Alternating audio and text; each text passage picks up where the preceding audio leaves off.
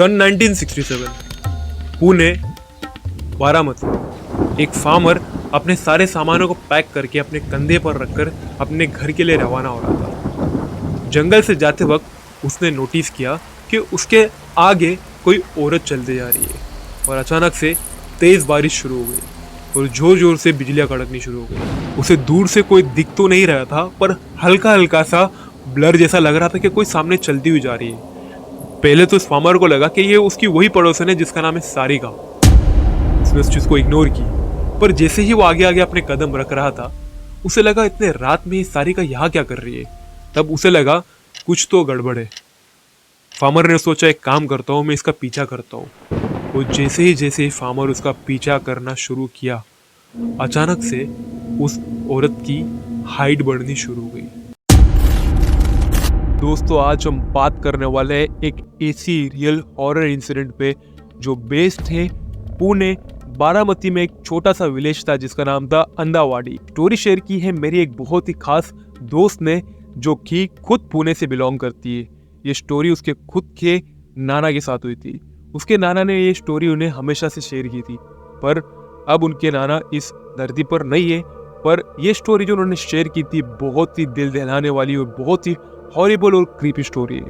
तो चलो शुरू करते हैं। हर रोज की तरह आज की सुबह ये फार्मर अपने सारे फार्म में प्लांट्स में पानी डालते हैं, अच्छी तरीके से शेतकारी करते हैं, अपने भैंसों को खाना खिलाते हैं और पानी पिलाते हैं। और धीरे धीरे दिन ढलने लगता है और बारिश जैसा मौसम हो जाता है।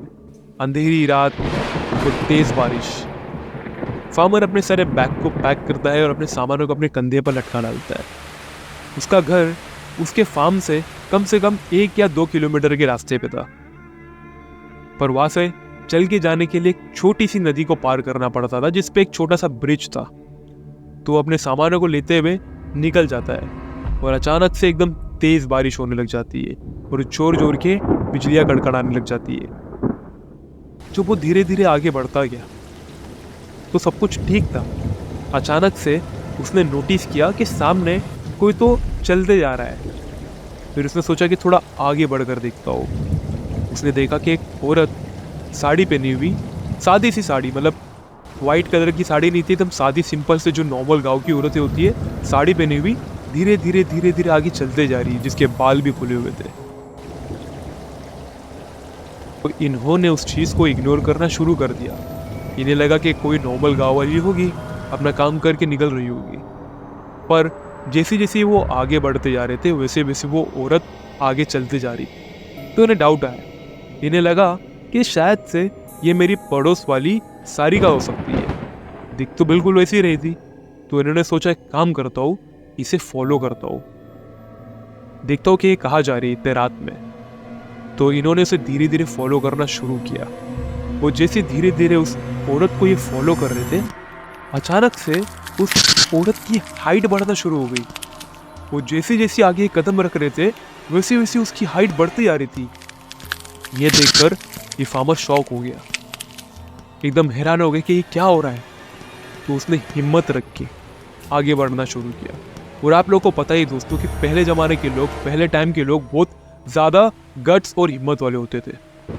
तो उसने अपने आप को देखा कि अचानक से चलते चलते वो जंगल के एकदम अंदर आ चुका है। और जंगल के एकदम अंदर एक घर था जो कि अबैंडेड था, और उसके लेफ्ट हैंड साइड में एक कुआं था।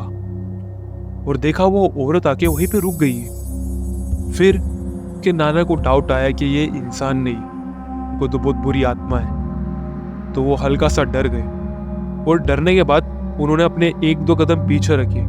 और जैसी 1-2 कदम पीछे रख के पीछे मुड़ने की सोची, अचानक से उस औरत ने पीछे देखा। ये देखकर उसके नाना बहुत ही घबरा गए। देखा कि एक अजीब सी शक्ल वाली औरत, जिसके दांत नहीं, अजीब अजीब सी मुंह पे ज्वेलरियां, एकदम गुस्से में देखती हुई उस कुएं में कूद गई। ये देखकर डरते हुए घबराए से उसके नाना ने अपने सामानों को अपने कंधे पर उठाकर बहुत तेजी से भागना शुरू किया। वो भागते अपने घर पर पहुंच गए। अगले दिन जब सारे पंडितों को बुलाया गया और गांव के डॉक्टरों को बुलाया गया, तो डॉक्टरों ने उन्हें दवा दिया क्योंकि बहुत ज़्यादा बीमार हो गए थे। डर के मारे कुछ कह नहीं पा रहे थे।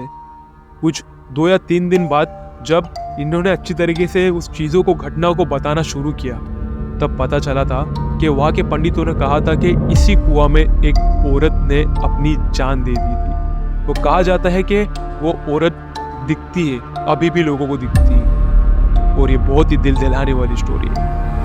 इसके बाद से उसके नाना ने सोचा अब से मैं इस जगह से उस जगह पर जाना ही बंद कर दूंगा।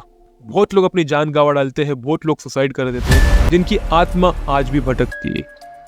और ऐसे ही हॉरर स्टोरीज और रियल इवेंट पर बेस्ड आपको अगर स्टोरी सुननी है तो मेरे चैनल को सब्सक्राइब कर लीजिए, क्योंकि हम लाने वाले हैं बहुत ही खतरनाक रीजनल, कल्चरल और अर्बन स्टोरी पर बेस्ड हॉरर स्टोरी।